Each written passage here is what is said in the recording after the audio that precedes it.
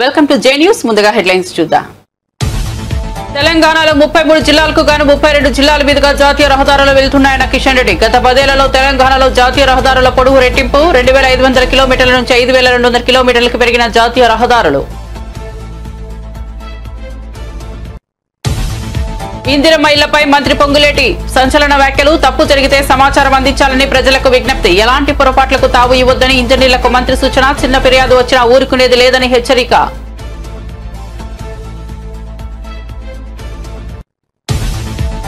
గోవాలోని లైరాయి దేవి ఆలయంలో తొక్కిసలాట. 7 దుర్మరణం. 30 మందికి పైగా గాయాలు. క్షతగాత్రులను 2 ఆసుపత్రులకు తరలించిన అధికారులు. ఆసుపత్రులను సందర్శించి బాధితులను పరామర్శించిన సీఎం సావంత్.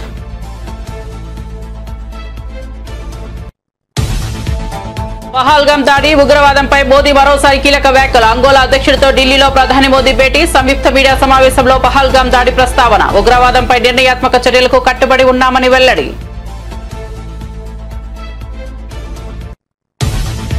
పాలమూరు ప్రాజెక్టు విషయమై కాంగ్రెస్ ప్రభుత్వంపై హరీష్ రావు ఘాటు వ్యాఖ్యలు. కేసీఆర్ హయాంలో 4000 కోట్లు ఖర్చు చేసిన పాలమూరు ప్రాజెక్టును కాంగ్రెస్ ప్రభుత్వం ఏడాదిన్నర కాలంలో పట్టాలపై పడేసిందని ఆగ్రహం.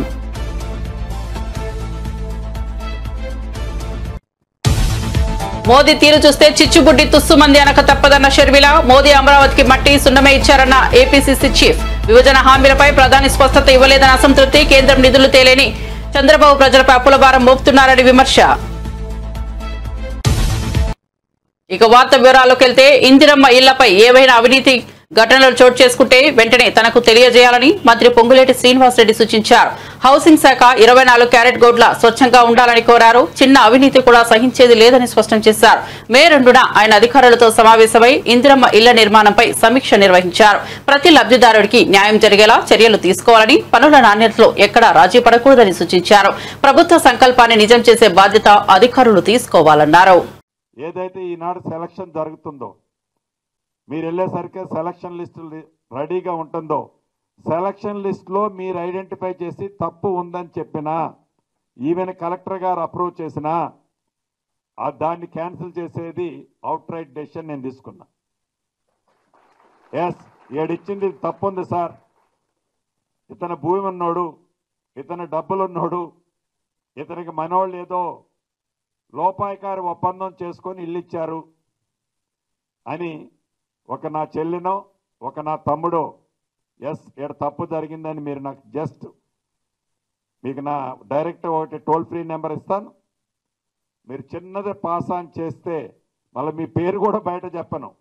నా సెక్రటరీ చెప్పినా, నా ఎండి చెప్పినా, నా ఈఎన్సీ చెప్పినా, ఎవరు చెప్పినా సరే డైరెక్ట్గానే నాది ఫోకస్ ఉంటుంది. Poorest of the poor. చిన్న అవినీతి కూడా జరగకుండా 24 క్యారెట్ గోల్డ్ అంటే ఎంత దానికి మార్కెట్లో వెయిట్ ఉంటుందో అలాగా ఈ హౌసింగ్ డిపార్ట్మెంట్కి మీరు ఒక మంచి పేరు తెచ్చే విధంగా. హైదరాబాద్ లోని అంబర్పేట్ ఫ్లైఓవర్ ను కేంద్ర మంత్రి నితిన్ గడ్కరీ సోమవారం ప్రారంభించనున్నట్లు కేంద్ర మంత్రి కిషన్ రెడ్డి ప్రకటించారు. ఫ్లైఓవర్ పనులను స్వయంగా పరిశీలించిన కిషన్ రెడ్డి భూసేకరణలో రాజకీయ పార్టీల ఆటంకాల కారణంగా పనులు ఆలస్యమయ్యాయని ఆరోపించారు. ఎన్టీఆర్ హయాంలోనే ఫ్లైఓవర్ కు శంకుస్థాపన జరిగిందని గుర్తు చేశారు. భూమిని ఇవ్వాల్సినటువంటి అవసరం ఉంది. ఈ విషయంలో ముఖ్యమంత్రి గారికి, గతంలో కేసీఆర్ గారు కానీ, ఇప్పుడు ఉన్నటువంటి రేవంత్ రెడ్డి గారు కానీ అనేక ఉత్తరాలు రాయడం జరిగింది. ఈ యొక్క అంబర్పేట ఫ్లైఓవర్ సుమారు 400 కోట్ల రూపాయలతోటి నిర్మాణం జరుగుతూ ఉంది. 5వ తేదీ సాయంకాలము 4 గంటలకు కేంద్ర ప్రభుత్వ రహదారుల శాఖ మంత్రి అయినటువంటి నితిన్ గడ్కరీ గారి చేతుల మీదుగా ఇది ప్రారంభోత్సవం అధికారపూర్వకంగా చేసుకుంటాం. ఇంకా నేను ఈరోజు జిహెచ్ఎంసీ అధికారులతో, మున్సిపల్ కమిషనర్తో, పోలీస్ అధికారులతో కూడా మాట్లాడడం జరిగింది. ఈ యొక్క ల్యాండ్ అక్విజిషన్ పనులు ఇంకా 6 ప్లేస్లలో కొంత అడ్డంకిగా ఉన్నాయి. అది పూర్తి చేస్తే ఫ్లైఓవర్ కింది నుంచి వెళ్ళేటువంటి ప్రయాణికుల రాకపోకలు సాఫీగా జరుగుతాయి. ఏ రకమైనటువంటి ఇబ్బంది లేకుండా ఆ యొక్క ట్రాఫిక్ ఫ్లో ఉంటుంది. కానీ ఈ 6 ప్లేస్లలో ఈ యొక్క భూసేకరణ పనులు పూర్తి కాని కారణంగా ఇంకా ఇబ్బందులు ఉన్నాయి. కొంతమంది కావాలని ఈ యొక్క ఫ్లైఓవర్ పనులు ఆపేటువంటి ప్రయత్నం చేశారు.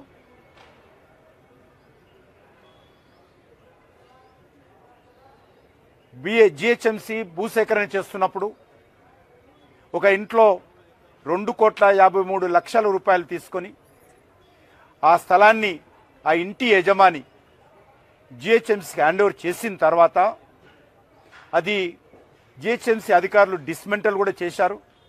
చేసిన తర్వాత మరి కొన్ని రాజకీయ పార్టీలు ఆ స్థలంలో మరేదో కట్టడం ఉందనేటువంటి సాకుగా బూచిగా చూపించి భయపెట్టించి ఈ యొక్క ఫ్లైఓవర్ పనులు ఆపేటువంటి ప్రయత్నం చేశారు, ఇంకా చేస్తున్నారు. దీన్ని వెంటనే ప్రభుత్వము, రాష్ట్ర ప్రభుత్వము దీనిపైన కఠిన చర్యలు తీసుకోవాల్సినటువంటి అవసరం ఉంది. సమస్య సామరస్యకంగా పరిష్కారం చేసుకోవాలి. ఈ యొక్క రోడ్డుకు సంబంధించి గతంలో ఎన్టీ రామారావు గారు ఢిల్లీలోని హైదరాబాద్ హౌస్ లో భారత ప్రధాని నరేంద్ర మోదీ అంగోలా ప్రెసిడెంట్ జోవా లార్ఖన్ తో కీలక భేటీ నిర్వహించారు. 2 దేశాల మధ్య ద్వైపాక్షిక సంబంధాలను మరింత బలపరిచే దిశగా ఈ సమావేశం సాగింది. వాణిజ్యం, గనులు, డిఫెన్స్, వ్యవసాయం రంగాల్లో భాగస్వామ్యంపై చర్చించారు. ఇండియా ఆఫ్రికా భాగస్వామ్యాన్ని గణనీయంగా పురోగతి దిశగా నడిపించేందుకు ఈ సమావేశం ప్రధాన అడుగు కానున్నారు. ఆయిల్ రంగంలో భారత పెట్టుబడులపై ఆసక్తి వ్యక్తమైనట్లు తెలిపింది. జోవా లారెన్కో భారత్ లో రాష్ట్రాధినేతగా అంగోలా తరపు వచ్చి సమావేశం నిర్వహించడం గమనార్హం.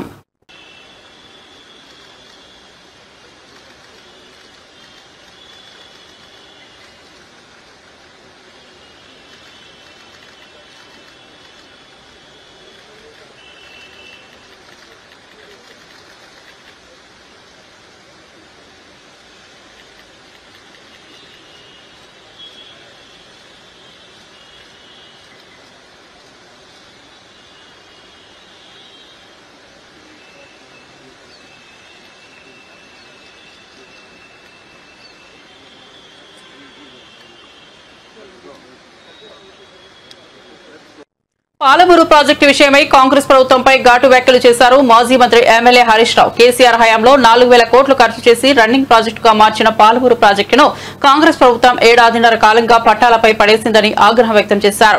కేవలం 3 కిలోమీటర్ల పనిని పూర్తి చేయలేని పాలనను విమర్శించారు. ఈ వానాకాలంలో 50 టీఎంసీల నీరు రైతులకు అందింది, కానీ ప్రాజెక్టును ముందుకు తీసుకోలేకపోయిందని మండిపడ్డారు. కేసీఆర్ కు పేరు వస్తుందని అసూయతోనే కాంగ్రెస్ ప్రభుత్వం నీళ్లు వదిలేసి 65 టీఎంసీల నీటిని ఆంధ్రాకు అప్పచెప్పిందని ఆరోపించారు. ఈ బుక్ లో ఉంది, మీరు చదవచ్చు. అందులో నీళ్లే లేవు అన్నారు. మరి 102 టీఎంసీలే ఉన్నాయి. అది 152 మీటర్ల ఎత్తులో కడితే మహారాష్ట్ర అంతకు ఒప్పుకుంటలేదు. ఒకవేళ దాన్ని 148కో 150కో తగ్గిస్తే డైవర్టబుల్ వాటర్ 40-50 టీఎంసీలకు పరిమితం అవుతుంది. అంటే అప్పుడు కేసీఆర్ గారు ఏం చేయాలి? కాంగ్రెస్ పార్టీ నీళ్లు లేని చోట ప్రాజెక్టును ప్రతిపాదిస్తే విజ్ఞత కలిగిన తెలంగాణ ఉద్యమకారుడు, ప్రాణత్యాగానికి సిద్ధపడి తెలంగాణ తెచ్చిన కేసీఆర్ ఆ నీళ్లు లేని చోట ప్రాజెక్టును కొనసాగించాలనా, నీళ్లున్న చోటికి మార్చి తెలంగాణ ప్రజలకు నీళ్లు ఇవ్వాలన్నా ఇవాళ ఒక్కసారి ఆలోచించాల్సిన అవసరం ఉంది.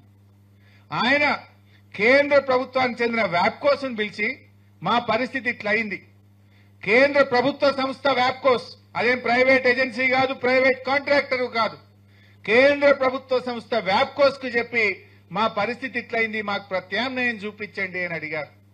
ఆ కేంద్ర ప్రభుత్వ సంస్థ వ్యాప్కోస్ అత్యాధునిక టెక్నాలజీ లైడార్ సర్వేను ఉపయోగించి వాళ్ళు డీటెయిల్డ్ గా స్టడీ చేసి మేడిగడ్డ దగ్గర బ్యారేజ్ కట్టుకోండి, ఇక్కడ 280 టీఎంసీల నీటి లభ్యత ఉంది అని చెప్పారు. అప్పుడు కేసీఆర్ గారు బాగా ఆలోచించి 280 ఉంది అని 160 టీఎంసీలు ఇక్కడ ఉన్నాయనుకుంటే ఆడ ఉన్నదే 102, అందులో డైవర్టబుల్ అంతకంటే తక్కువ అవుతుందని ఇవాళ అక్కడికి మనం మార్చి సెంట్రల్ వాటర్ కమిషన్ కు ప్రతిపాదన పంపితే 240 టీఎంసీల నీళ్లు వాడుకునే విధంగా సిడబ్ల్యూసీ మనకు అనుమతి ఇచ్చింది. ఇది ఎందుకు మారింది? ఇప్పుడు ఎవడన్నా అకల్మన్ కు ఇషారా కాఫీ అన్నట్టు ఏదో గుడ్డెది చేర్ల పడ్డట్టు దునపోనిందంటే దుడ్డని కట్టేయమన్నట్టు రాజకీయంగా విమర్శలే తప్ప నిజాలు తెలుసుకొని మాట్లాడతలేరు. ఈ బుక్ లో చాలా స్పష్టంగా సెంట్రల్ వాటర్ కమిషన్ లెటర్ ను కూడా దేశపాండే గారు పెట్టారు. తమ్మిడిహట్టి నుంచి ఎందుకు మేడిగడ్డకు మార్చినామంటే నీళ్లు లేవని మనం చెప్పలే, కేంద్ర ప్రభుత్వం చెప్తే మార్చడం జరిగింది. నంబర్ 1. ఇంకా కొంతమంది మూర్ఖులు గ్రావిటీ ద్వారా నీళ్లు వస్తుండే, గ్రావిటీ ద్వారా వస్తుంటే ఉత్తగా లిఫ్ట్ పెట్టిండు కరెంట్ బిల్లు పెరిగిందని మాట్లాడుతుంటారు. ఇందులో చాలా స్పష్టంగా చెప్పారు దేశపాండే గారు. నేను ఆ రోజు నీటిపారుదల శాఖ మంత్రిగా కూడా ఉన్నాను. తమ్మిడిహట్టి నుంచి ఎల్లంపల్లికి గ్రావిటీ ద్వారా నీళ్లు రావు. అందులో కూడా 42 మీటర్ల లిఫ్ట్ ఉన్నది. ఈ వాస్తవాన్ని దాచిపెట్టి పదే పదే గ్రావిటీ ద్వారా నీళ్లు వస్తుండే మీరు లిఫ్ట్ పెట్టింది అనవసరంగానే ఒక దుష్ప్రచారం చేసిండ్రు. ఆ నిజాలను కూడా ఆధారాలతో సహా దేశపాండే గారి పుస్తకంలో పెట్టారు. రిటైర్డ్ ఇంజనీర్లు వ్యతిరేకించిన విషయం మా అన్నగారు చెప్పింది, నేను దాంట్లోకి బోన్. వాళ్ళు కూడా మేడిగడ్డ కట్టాలన్నారు తప్ప మేడిగడ్డ నుంచి నేరుగా మిడ్ మానేరుకు సాధ్యం కాదు అన్నారు. దాన్ని వక్రీకరించి రేవంత్ రెడ్డి అసెంబ్లీలో మాట్లాడతాడు, నీళ్ల మంత్రి ఉత్తమ్ మాట్లాడతాడు. గోబల్స్ ప్రచారం. ఆంధ్రప్రదేశ్ రాజధాని అమరావతి నిర్మాణానికి నిధుల విషయంలో ప్రధానమంత్రి నరేంద్ర మోదీ, ముఖ్యమంత్రి చంద్రబాబు వైఖరిపై ఏపీసీసీ అధ్యక్షులు వైఎస్ షర్మిల తీవ్ర స్థాయిలో విమర్శలు గుప్పించారు. విభజన చట్టం ప్రకారం రాజధాని నిర్మాణ బాధ్యత పూర్తిగా కేంద్రానిది అయినప్పటికీ ప్రధాని మోదీ హామీలు నెరవేర్చడంలో విఫలమయ్యారని ఆమె ఆరోపించారు. మోదీ తీరు చూస్తే చిచ్చుబుడ్డి తుస్సుమంది అనక తప్పదన్నారు. ఆంధ్రప్రదేశ్ పునర్విభజన చట్టం సెక్షన్ ప్రకారం నవ్యాంధ్ర నూతన రాజధాని నిర్మాణ బాధ్యత పూర్తిగా కేంద్రానిదే. నూతన రాజధానిలో మౌలిక సదుపాయాల కల్పన కేంద్రం కల్పించి ఇవ్వాల్సిందే. విభజన చట్టంలో కేంద్రం విధులేంటో ఇంత స్పష్టంగా పేర్కొంటే మరి ప్రధాని మోదీ మనకు ఇస్తున్నది ఏమిటి అని నిలదీశారు. గోవా రాష్ట్రం నార్త్ గోవా జిల్లాలోని షిర్గావ్ గ్రామంలో జరిగిన శ్రీదేవిలయి ఆలయ జాతర విషాదంగా ముగిసింది. భక్తుల రద్దీ ఎక్కువగా ఉండటంతో అనూహ్యంగా తొక్కిసలాట చోటు చేసుకుని 7 ప్రాణాలు కోల్పోయారు. ఈ ఘటనలో 30 మందికి పైగా గాయపడ్డారు. స్థానికులు రెస్క్యూ సిబ్బంది సహాయక చర్యలు చేపట్టారు. గాయపడిన వారిని సమీప ఆసుపత్రికి తరలించగా కొందరిని తత్వర చికిత్స కోసం గోవా మెడికల్ కాలేజీకు తరలించారు. పరిస్థితిని సమీక్షిస్తున్న అధికారులు భద్రతా లోపాలపై విచారణ చేపట్టనున్నారు. ఈ ఘటనపై రాష్ట్ర వ్యాప్తంగా తీవ్ర విషాదం వ్యక్తమవుతోంది. ఆంధ్రప్రదేశ్ రాష్ట్ర ఆరోగ్య శాఖ మంత్రి డాక్టర్ సత్యకుమార్ యాదవ్ నెల్లూరు పర్యటనలో భాగంగా ప్రజలతో సన్నిహితంగా మమేకమయ్యారు. స్థానికంగా ఏర్పాటు చేసిన రచ్చబండలో పాల్గొన్న మంత్రి సామాన్యులతో కూర్చొని చర్చలు నిర్వహించారు. సమస్యలు తెలుసుకుంటూనే స్థానిక చాయ్ స్టాల్ వద్ద టీ తాగుతూ ప్రజలతో కలిసి పలుకుబడి పెంచుకున్నారు. ఇది చూసిన ప్రజలు ఉత్సాహంగా స్పందించారు. ఆయా ప్రాంతాల్లో ఆరోగ్య సదుపాయాలు, వైద్య సేవల ప్రాముఖ్యత గురించి చర్చించేందుకు ఆయన ప్రత్యేకంగా సమయం కేటాయించారు. మంత్రి సాధారణ ప్రజలతో కలిసి ఇలా మమేకమవడం ఎంతో స్ఫూర్తిదాయకమని పలువురు అభిప్రాయపడుతున్నారు. పర్యటన సందర్భంగా వైద్య శాఖ పనితీరును సమీక్షించారు.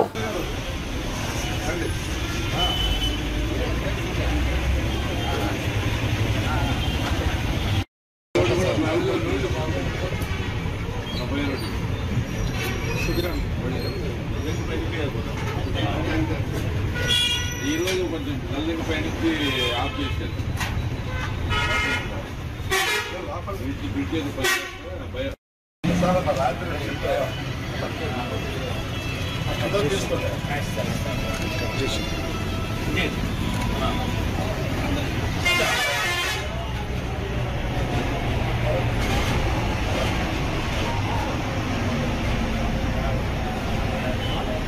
ప్రధాని మోదీ చేతుల మీదుగా అమరావతి రాజధాని పునః ప్రారంభోత్సవం జరగగానే నిర్మాణ పనులకు ప్రభుత్వం వేగం పెంచింది. ఐకానిక్ భవనాల డిజైన్లను ఖరారు చేసేందుకు మంత్రి నారాయణ చురుగ్గా చర్చలు జరుపుతున్నారు. సిఆర్డీఏ కార్యాలయంలో Norman Foster, Hafeez Contractor, LNT సంస్థల ప్రతినిధులతో సమావేశమై 5 టవర్లు అసెంబ్లీ, హైకోర్టు భవనాల తుది డిజైన్లపై సమీక్ష నిర్వహించారు. నూతన రాజధాని ప్రతిష్టాత్మకంగా నిర్మించేందుకు ప్రభుత్వం ప్రత్యేక కసరత్తు చేస్తోందని మంత్రి నారాయణ స్పష్టం చేశారు.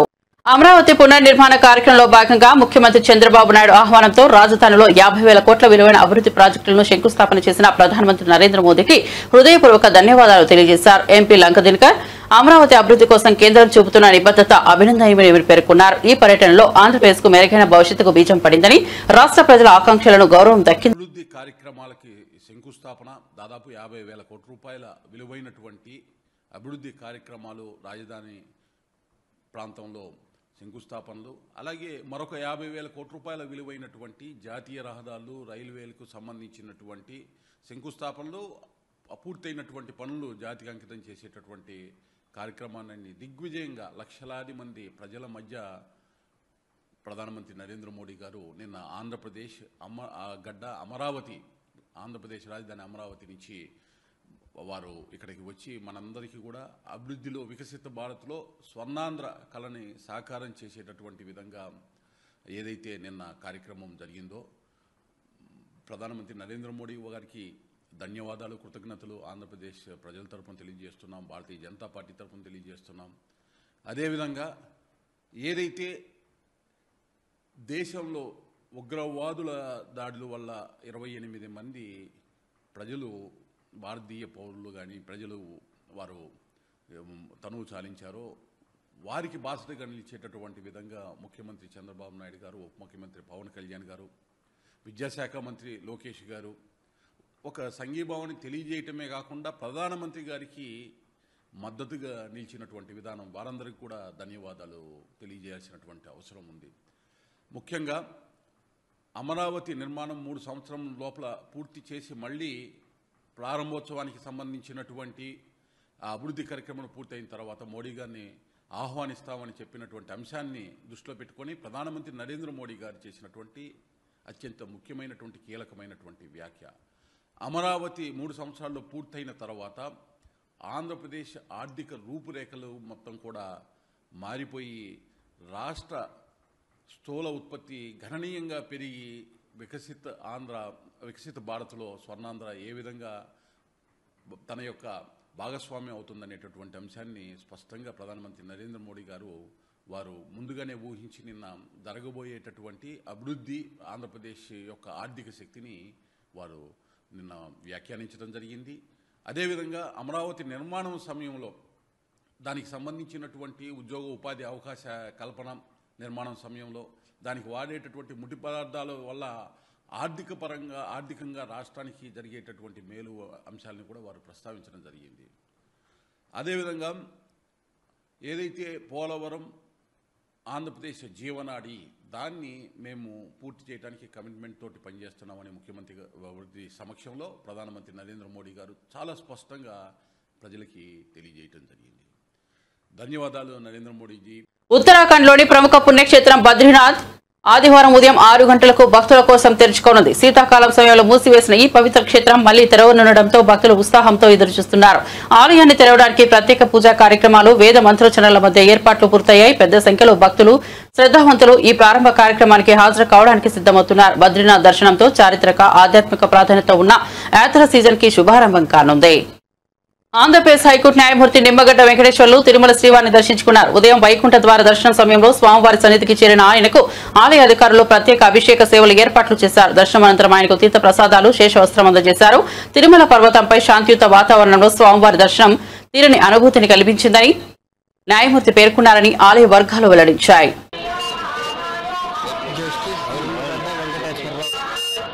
ప్రముఖ ప్లేబ్యాక్ సింగర్ ఉషా తిరుమల శ్రీవారిని దర్శించుకున్నారు. ఉదయం శ్రీవారి ధర్మ దర్శనంలో పాల్గొన్న ఆమె భక్తులతో కలిసి శ్రీవారిని పూజించి ఆశీర్వాదం పొందారు. దర్శనం అనంతరం ఆలయ ప్రాంగణంలోనే డివోషనల్ సాంగ్ పాడి అక్కడ ఉన్న భక్తులను అలరించారు.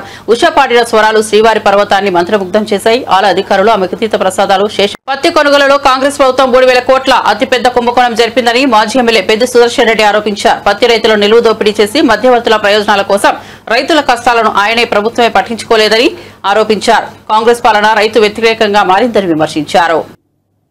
కాటన్ కార్పొరేషన్ ఆఫ్ ఇండియా మద్దతు ధరకు క్వింటాలకు 7,521 రూపాయలు చెల్లిస్తున్నామని చెప్పి బ్యానర్లు పెట్టి కొనుగోలు చేసింది.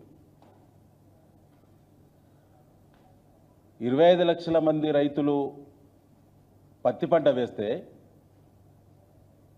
49 లక్షల బేల్స్ ఉత్పత్తి జరిగితే 41 లక్షలు సీసీఐ కొనుగోలు చేసినట్టు సీసీఐ ప్రకటిస్తే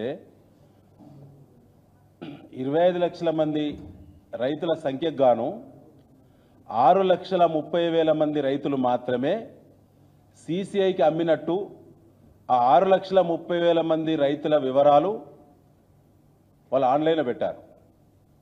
6,30,000 మంది రైతుల ఖాతాలలో మాత్రమే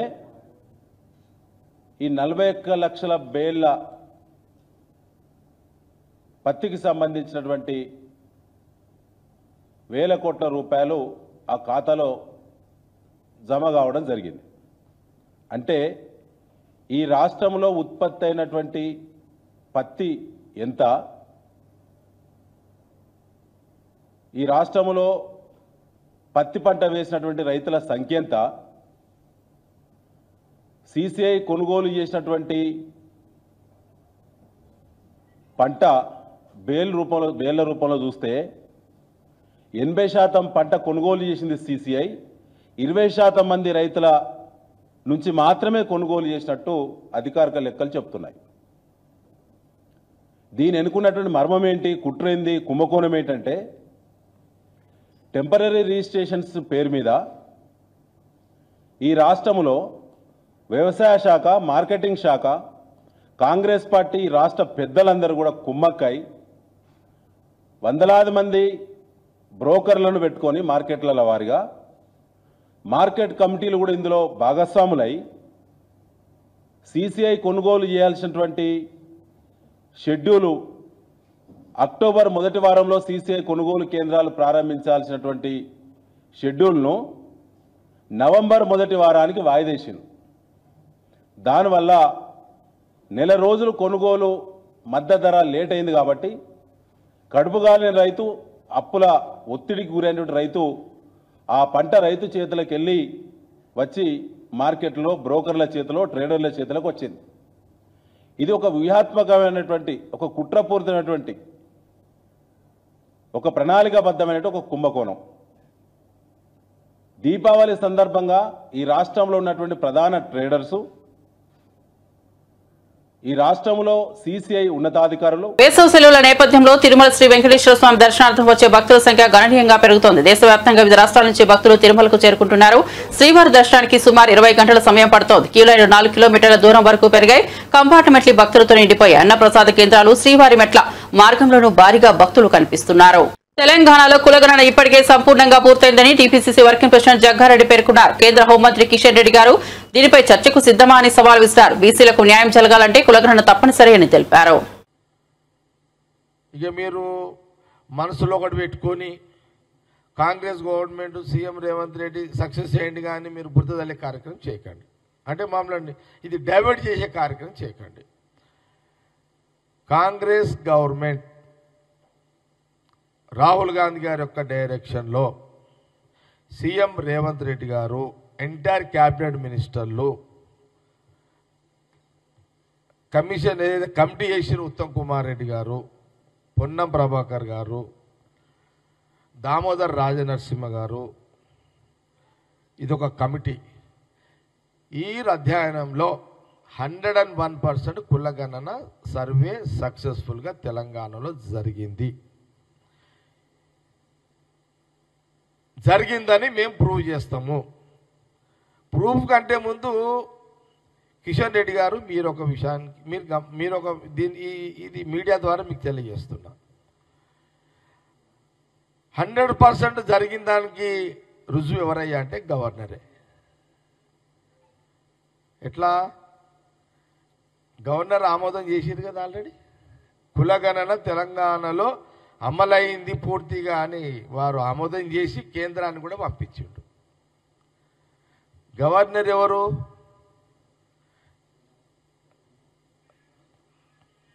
వాళ్ళ డైరెక్షన్లో ఉంటారు కదా గవర్నర్ గారు, మా డైరెక్షన్లో ఉంటారు కదా, అంటే కాంగ్రెస్ డైరెక్షన్లో ఉంటారు కదా. అంటే మీకు గవర్నర్ గారు అంటే గవర్నర్ కూడా మీరు తప్పు చేసిండని మీరు అంటే గవర్నర్ కూడా అనుమానిస్తున్నారా?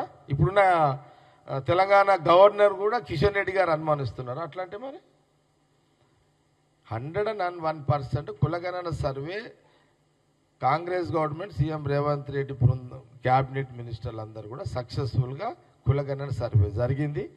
ప్రాబ్లం ఏంటంటే ఆ సర్వే జరిగిన నెల రోజులు కిషన్ రెడ్డి గారు తెలంగాణలో లేరనుకుంటా. వారు ఢిల్లీలో ఉన్నట్టున్నారు. వారు ఢిల్లీలో ఉన్నట్టున్నారు. ఢిల్లీలో వారు ఆ నెల రోజులు లేకపోవడంతో బహుశా ఇక్కడ కులగణన మీద పూర్తిగా ఆయనకు అవగాహన లేకపోవడం బాధాకరం. బీజేపీ ప్రతిపక్ష పార్టీ అసెంబ్లీలో ఉంది కదా, వాళ్ళ ప్రతిపక్ష మహేశ్వర్ రెడ్డి కూడా ఉన్నాడు కదా, అపోజిషన్ ఫ్లో లీడర్ ఉన్నాడు కదా. అంటే మరి ఫ్లో లీడర్ ఉన్నాడు, వాళ్ళ ఎమ్మెల్యేలు ఉన్నారు, అంటే వాళ్ళ ఎమ్మెల్యేలు. హైదరాబాద్ బంజారాహిల్స్ లోని ఏసీబీ కార్యాలయం సమీపంలో ప్రభుత్వం స్వాధీనం చేసుకున్న భూమిని మంత్రి పొన్నం ప్రభాకర్ పరిశీలించారు. భూమిపై తాజా పరిస్థితులను అధికారులతో సమీక్షించిన ఆయన భవిష్యత్తులో ప్రభుత్వ అవసరాల కోసం దీనిని వినియోగించుకునేందుకు మార్గదర్శకాలను రూపొందించనున్నారు.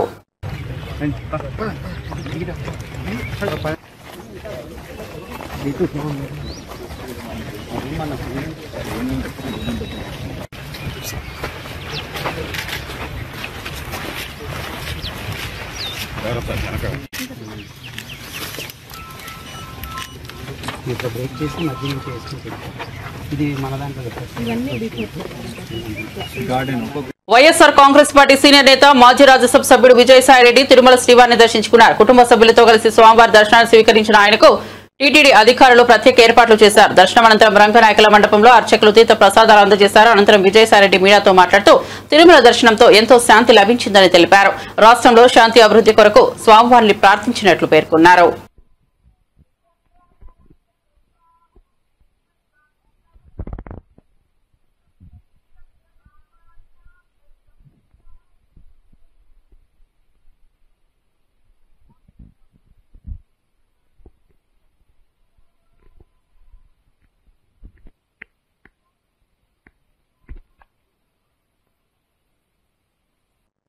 బులెటిన్ ముగించే ముందు హెడ్లైన్స్ మరోసారి చూద్దాం.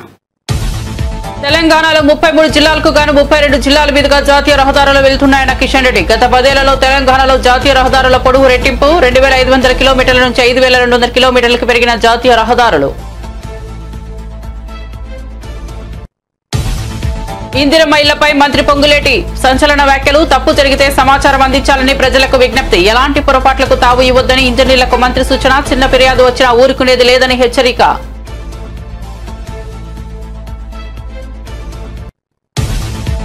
గోవాలోని లైరాయి దేవి ఆలయంలో తొక్కిసలాట. 7 దుర్మరణం. 30 మందికి పైగా గాయాలు. క్షతగాత్రులను 2 ఆసుపత్రులకు తరలించిన అధికారులు. ఆసుపత్రులను సందర్శించి బాధితులను పరామర్శించిన సీఎం సావంత్.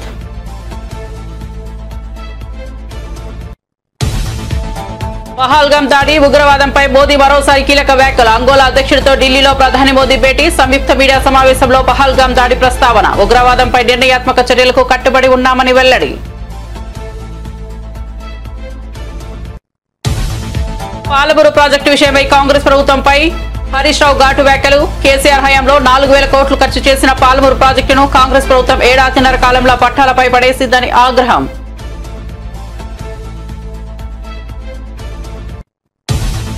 మోదీ తీరు చూస్తే చిచ్చుబుడ్డి తుస్సుమంది అనక తప్పదన్న షర్మిల. మోదీ అమరావతికి మట్టి సున్నమే ఇచ్చారన్న ఏపీసీసీ చీఫ్. విభజన హామీలపై ప్రధాని స్పష్టత ఇవ్వలేదని అసంతృప్తి. కేంద్రం నిధులు తేలేని చంద్రబాబు ప్రజలపై అప్పుల భారం మోపుతున్నారని విమర్శ. మరిన్ని అప్డేట్స్ కోసం చూస్తూనే ఉండండి జే న్యూస్.